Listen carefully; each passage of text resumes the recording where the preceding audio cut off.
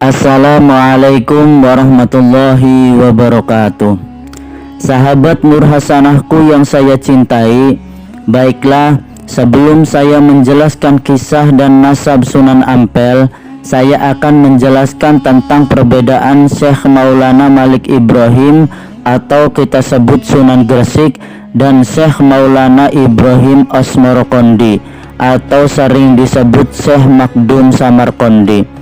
Tonton video ini sampai akhir biar tidak gagal paham. Beliau berdua adalah dua orang yang berbeda, bukan sama.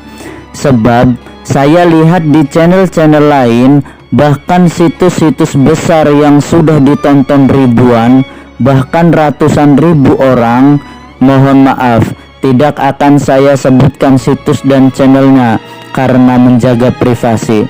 Di situ dijelaskan bahwa salah kaprah kalau Sunan Ampel itu putra dari Syekh Maulana Malik Ibrahim atau Sunan Gresik. Sedangkan Syekh Maulana Malik Ibrahim itu mempunyai anak atau keturunan 8 dari 3 istri yang sudah saya jelaskan pada konten sebelumnya, tidak termasuk Sunan Ampel. Nah, kalau Sunan Ampel itu putra dari Syekh Maulana Ibrahim Asmarokondi dari istrinya yang bernama Nyi Dewi Chandrawulan. Kalau boleh coba silakan searching di Google, banyak situs-situs besar dan menguasai di Google yang salah kaprah menerangkan tentang kedua nama tersebut. Nah, kalau dari awalnya salah sehingga nasab dan penjelasannya juga salah. Bahkan ada situs dari kampus besar juga keterangannya hasil copy paste. Oke, kembali lagi ke tema pertama.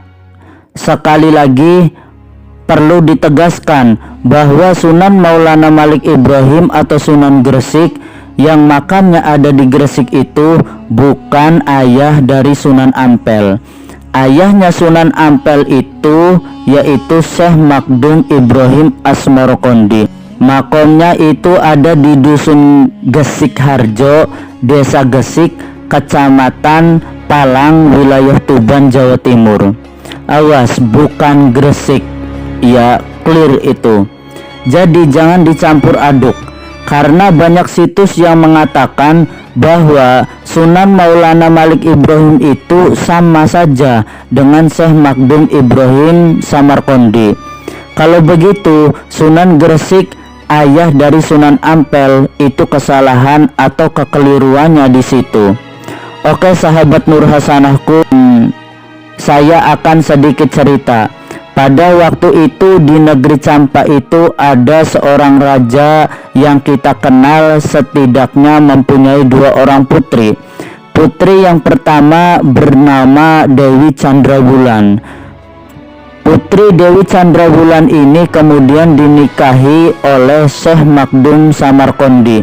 Dari pernikahan itu lahirlah 2 putra, yaitu bernama Syekh Ali Murtado, yang kedua yaitu bernama Raden Rahmatullah atau kita sebut Sunan Ampel di Surabaya.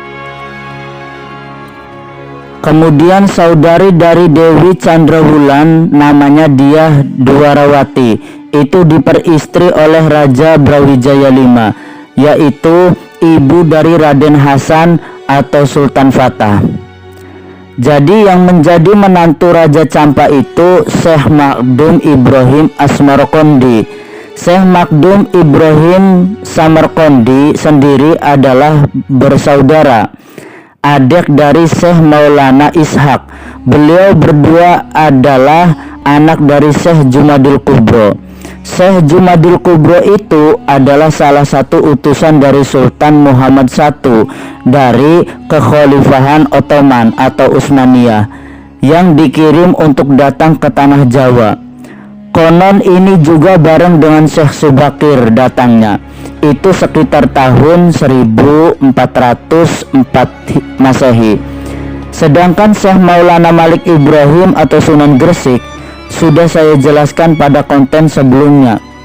Apakah beliau lebih tua datangnya, apakah lebih belakangan? dibanding dengan Syekh Makdum Ibrahim Asmarokondi. Syekh Maulana Malik Ibrahim diduga atau diyakini juga tidak berasal asli dari Nusantara. Di makomnya itu jelas tertulis meninggalnya pada tanggal 12 Rabiul Awal tahun 822 Hijriah. Tahun itu sama dengan tahun 1419 Masehi. Ada yang mengatakan bahwa Syekh Maulana Malik Ibrahim adalah kiriman dari Sultan Zainal Abidin negeri Pasai. Tetapi ketika tahun itu di cross check, Sultan Zainal Abidin naik tahta, itu posisinya setelah Syekh Maulana Malik Ibrahim meninggal dunia. Jadi kiriman dari Samudra Pasai itu tidak benar. Artinya beliau juga gelombang pertama yang dikirimkan langsung dari Ottoman itu tadi.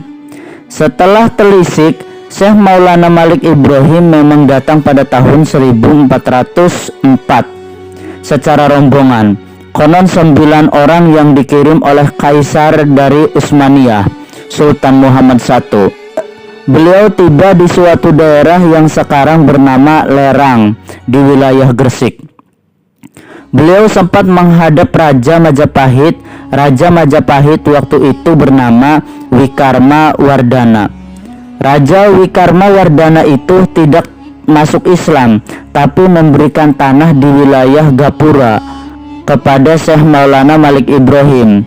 Ini juga cocok dengan Prasasti Palapan.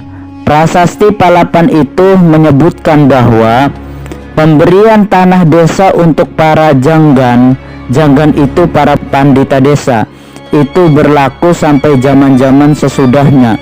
Nah, disitulah kemudian didirikan masjid yang pertama. Kemudian Syekh Maulana Malik Ibrahim itu menyebarkan agama Islam. Terus apakah Sunan Gresik atau Syekh Maulana Malik Ibrahim itu dijuluki kakek bantal? Betul. Kenapa begitu?